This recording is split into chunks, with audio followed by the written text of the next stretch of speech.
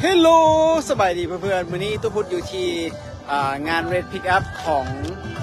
เวียงจันทร์ International Marathon ซึ่งจัดปีนี้เป็นครั้งที่3แล้วนะหลังจากที่ในส่วนของปี2020นั้นถือว่าถูกยกเลิกไปย้อนโควิด -19 นะตอนนี้พี่ไปเบิ่งว่าในงานนี้มีผู้ใดเน่แล้วก็มีอย่างในเที่ยวพิเศษเดี๋ยวเขาจะไปเบิ่งน้ำกันเลยหลายๆคนคงจะมาเอาบีบไปแล้วแหละแต่ว่าเดี๋ยวตุ๊พุทธลงมาวันนี้เนาะไปเบิ่งน้ำกันเลย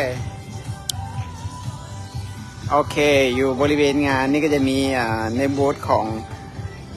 น้ำดื่มกับหัวเสือซึ่งเป็นเมนสปอนเซอร์ของงานตามปกตินะ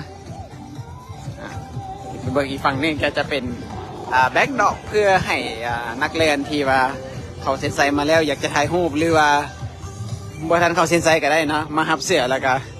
มาถ่ายรูปได้จะมี2ฝั่งเนาะยาวๆปีนี้ผู้จัดเพิ่นใจใหญ่เนาะเพราะว่าเฮ็ดแบ็กดรอปใหญ่ๆยาวๆเพื่อให้คนได้มาถ่ายรูปบ่ต้องญาติกันแล้วก็มีเลยอย่างนี้เลยเนาะในส่วนของแผนที่การแล่นระยะ42กิโลเมตรเนาะซึ่งตู้พุทธเบิ่งแล้วก็น่าจะเป็นแผนที่ตัวเก่าใช้เส้นทางแล่นแบบเก่าของปีที่ผ่านๆมาเนาะก็ออกจากประตูไซออกไปประตูออกจากธาตุหลวงไปประตูไซขึ้นไปสามแสนท้ายออกไปฮอดไฟแดงออกไปฮอดไฟแดงนะออกไปฮอดไฟแดงของสีไข่แล้วก็แลนกลับคืนมาจนฮอด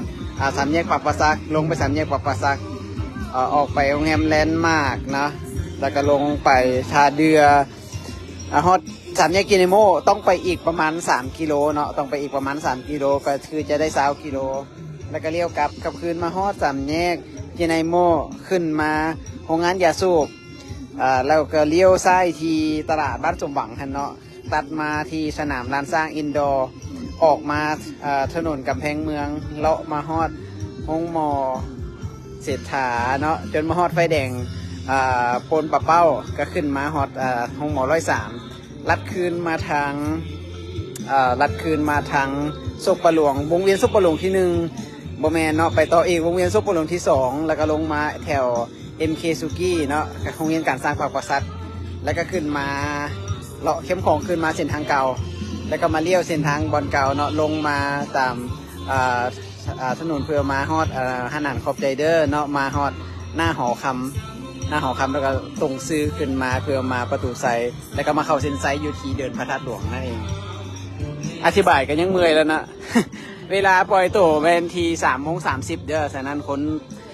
นักเรียนทีเรียนระยะ42กิโลฟูลมาราธอนควรมาก่อนอย่างน้อยประมาณ4 โมงหรือว่า4 โมงครึ่งควรจะมาฮอดได้แล้วเนาะคัดออฟไทม์อยู่ที่6 โมงครึ่งตอนเช้าเนาะอันนี้ระยะฟันรันหากิโลเนาะฟันรันหากิโลคือเก่าออกจากธาตุหลวงออกไปฮอดประตูไซเลี้ยวประตูไซออกไปเส้นหนองบอนเด้อออกไปเส้นหนองบอนแล้วไปเลี้ยวอยู่ที่วงเวียนดาวแดงเนาะวงเวียนดาวแดงแล้วก็กลับคืนมาเพื่อมาเข้าเส้นไซอันง่ายๆเนาะสำหรับระยะ5 กิโลฟันรันเอาเบิ่งระยะ10 กิโลเมตรระยะ10 กิโลเมตรมีหลายคนมาเล่นนะสตาร์ทอยู่ที่เดินด้านหลวงเนาะมาประตูไซถนนลานสร้างแล้วก็ขึ้นมา3แสนไทยไปเลี้ยวอยู่หน้าโรงแรมโนโวเทลเก่าเนาะแล้วก็เข้ามาปากประซักแล้วก็ไปเลี้ยวอยู่บริเวณลักทุงเลี้ยวกับคืนกับโตอยู่หันลงมาโรงเรียนปากประซักแล้วก็ลงมาตามถนนเรียบคิมของขึ้นมาฮอดหอคำแล้วก็ขึ้นมาคืนผ่านตลาดเศร้าผ่านประตูไซแล้วก็เข้าเส้นไซคือเก่าอันนี้เส้นเก่าละเส้นในระยะ10 กิโลเมตรนี้ปล่อยตัวตอน5 โมงเด้อคัดออฟไทม์แมน2 ชั่วโมง 30 นาทีแล้วก็มาเบิ่งระยะ21 กิโลเนาะระยะ21 กิโลก็เพิ่มระยะมาเนาะคือเก่าเลยเพิ่มระยะมาคือเก่าระยะ10 กิโลเนาะแต่ว่าจะยูเทิร์นอยู่ตัวไฟแดงหน้าสนามบินวัดไต่แล้วก็กลับคืนมาแล้วก็มาเส้น10 กิโลเข้า10 กิโล ไปยูเทิร์นอยู่อีกครั้งหนึ่งมันอยู่ตัวหน้าห้องแฮมแลนด์มาร์กแล้วก็แลนด์กลับคืนมาแล้วก็มาเส้นเก่าเนาะแล้วเพื่อเก่ามาเส้นใสเด้อระยะ21กิโลหรือว่าฮาล์ฟมาราธอนแมนปล่อยโตตอน4 โมงครึ่งเนาะ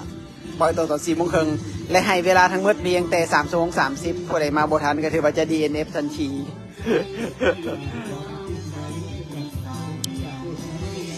สนามโดยรวมแล้วเป็นสนามเก่าเนาะแล้วก็น่าจะเป็นสนามที่โบยากหลายเท่าที่ทุกคนเคยผ่านมาหลายๆสนามในยากที่โบยากหลายตอนนี้มาเบิ่งบูธของผู้สนับสนุนงานแลนด์อย่างเป็นทางการเนาะตอนนี้อยู่นี่เด้อจะมีบูธขององค์การท่องเที่ยวแห่งชาติลาวเนาะแล้วก็มีบูธของโตโยต้าบูธของซัมซุงเนาะเท่าที่เห็นแล้วก็บูธของห้างขายเครื่องกีฬาเป็น X-Tep เนาะเดี๋ยวเราไปเบิ่งน้ำกันเลยในส่วนของโตโยต้าก็มีเอารถโตโยต้ามาโชว์อยู่นี่เนาะน่าจะมีอีกอย่างสักอย่างแต่ว่าเขาบ่มีพนักงานมีพนักงานอยู่เด้อพนักงานโตโยต้าเพิ่นก็สิมาแจกด้วยให้จังได๋แจกกับบ่ฮู้คือกันอยากได้มายิบเอาในส่วนของซัมซุงบูธของซัมซุงพิเศษน้อยหนึ่งเพิ่นมีกิมมิคเล็กๆน้อยๆเนาะเพื่อเป็นการโฆษณาSamsung Galaxy Smartwatch เนาะ Smartwatch 6 Series ตัวใหม่ล่าสุดกะมันเป็นช่องแบบนี้เด้อคนสามารถเข้าไปทางในแล้วก็ถ่ายรูปอยู่จะเข้าไปอยู่ในหน้าโมงนะสำหรับสาวกของ Samsung อย่าพลาดเด้อบ่แน่ใจว่า Samsung มีส่วนลดพิเศษอย่างบ่น่าจะบ่มีส่วนลดอย่างเด้อมีพนักงานอยู่ต่อมาก็เป็นบูธขององค์การท่องเที่ยวแห่งชาติลาวเนาะลาว Simply Beautiful ปีท่องเที่ยวลาวปี2024เด้อก็จะมีบรรดาลิฟเลตหรือว่าแผนที่ท่องเที่ยวต่างๆของประเทศลาวเนาะใครสนใจมาหยิบมึงได้แล้วก็มีรูปไฮไลท์ต่างๆเด้อสถานที่ท่องเที่ยวผู้ใดบ่อนใดยังบ่เคยไปเด้ออยู่นี่มีกระเล่มขายเด้อกระเล่ม1213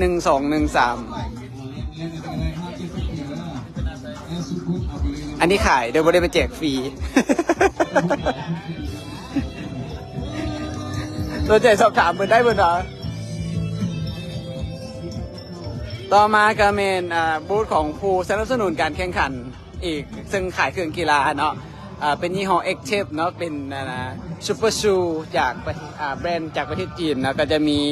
พวกหมวกตรงตีนเนาะเกือบตัวนี้นะตัวล่าสุดของเพิ่นเด้อตัวนี้เด้อ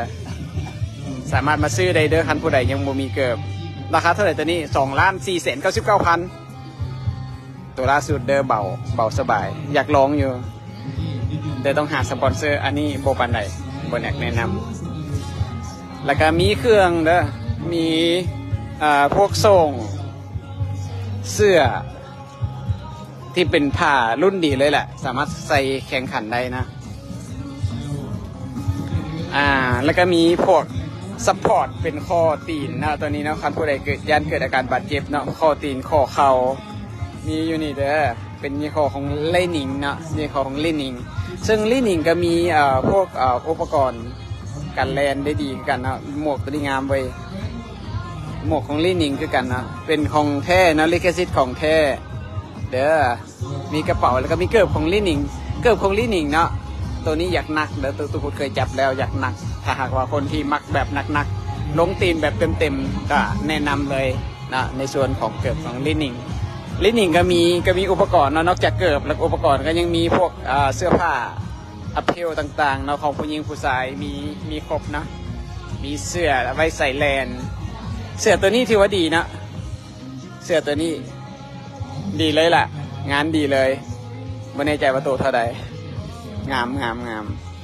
ใส่สบายเนาะระบายเหงื่อได้ดีแล้วก็มีไวเบรกเกอร์เนาะเป็นเสื้อกันลมสนใจก็มาเบิ่งได้เด้อต่อมาแมนบูธของเครื่องสำอางก็มาเด้อสาวๆยานแลนแล้วบ่งามต้องมาเวนี่ก่อนมีขายเครื่องสำอางอันนี้บูธคือกันบ่เคยใส่แล้วต่อมาก็แมน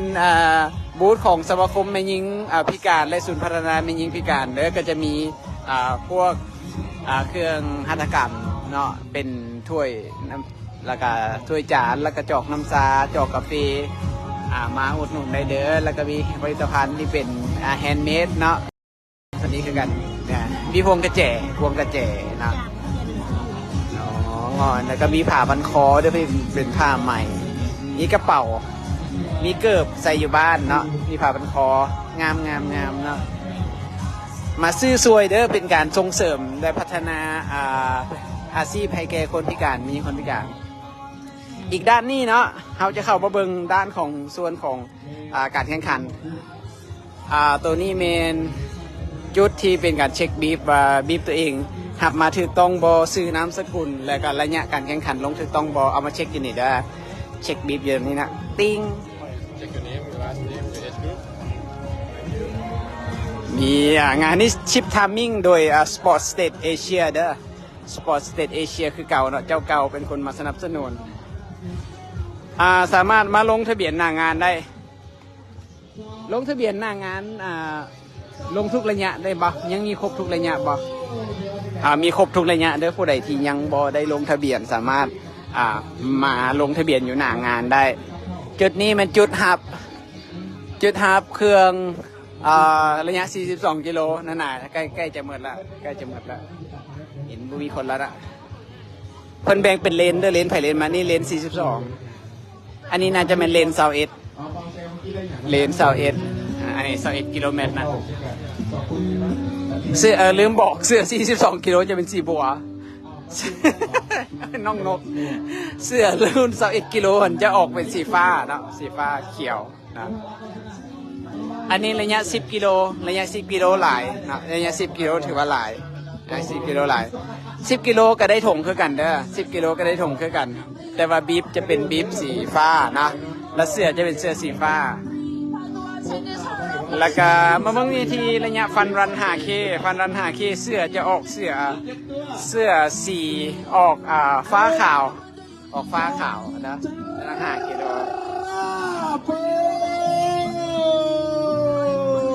ตายแล้ว ตอนนี้เป็นบูธของไม่ให้โดดแต่2 เม็ดเบี่ยงกว่าโดดเขา3 เม็ดบัดนี้ป้าบูธของน้ำดื่มกับหัวเสือเนาะบูธของน้ำดื่มกับหัวเสือมีการเล่นเกมอยู่นี่แหละผู้ใดอยากได้เสื้ออยากได้น้ำฟรีมานี่เด้อนี่ก็ถือว่าเป็นบรรยากาศโดยรวมบรรยากาศโดยรวมมาไทยพูดกันได้3 คนเลยส่วนที่เขาเห็นนี่เดี๋ยวน้องบอกเลยว่าผู้ใดที่มาร่วมกิจกรรมแล้วหรือว่ามาลงทะเบียนแล้วก็สามารถมาร่วมกิจกรรมได้อีกฝั่งหนึ่งคือเก่าเลยเนาะคือเก่าเลยจุดของปีกายปีก่อนปีพันมาอยู่ใกล้ต้นห่มไม้ใหญ่นี่จะเป็นจุดที่ให้บริการอาหารและเครื่องดื่มน้ำดื่มให้แก่นักเรียนที่เขาเซ็นไซมาเนาะนักเรียนที่เขาเซ็นไซมาเห็นมันบอกความรอหน่อย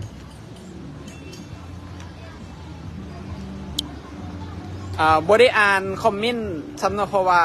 ฮ้อนหลายแล้วหน้าจอมันจ้าโพดก็เลยบ่สะดวกที่จะอ่านฉะนั้นเดี๋ยวที่ไปน้ำเบิ่งเอาแล้วกันว่ามีไผ่คอมเมนต์อย่างแม่มาแน่และสิตอบให้ส่วนผู้ใดที่คิดว่าตัวเองยังพร้อมบ่พร้อมอะไรนี่ก็มาเด้อมาโลดเนาะมาโลดสามารถมาสมัครอยู่หน้างานได้นะและอยากจะบอกว่างานนี้ก็เป็นงานระยะฟูลมาราธอนงานเดียวของประเทศลาวฉะนั้นอยากให้คนที่อยากจะลองพิสูจน์ให้แล่นมาหลายปีแล้วจริงๆนะแล่นมาหลายปีแล้วแต่ว่ายังบขึ้นมาตัวเองอยากจะพิสูจน์ระยะ42กิโลได้บ่เซินเลยงานนี้พร้อมแล้วที่จะพิสูจน์ว่าที่เฮาซ้อมมาดังดุนนั้นขนาดมียังไดเฮาเฮ็ดได้บ่เนาะอย่าลืมมาแล้วนี่ตูพูดขอลาไปก่อนเดี๋ยวมีอย่างมีแจกแบบบีบกันเด้อสิมีเซอร์ไพรส์ว่าตูพูดสิลงระยะใดบาย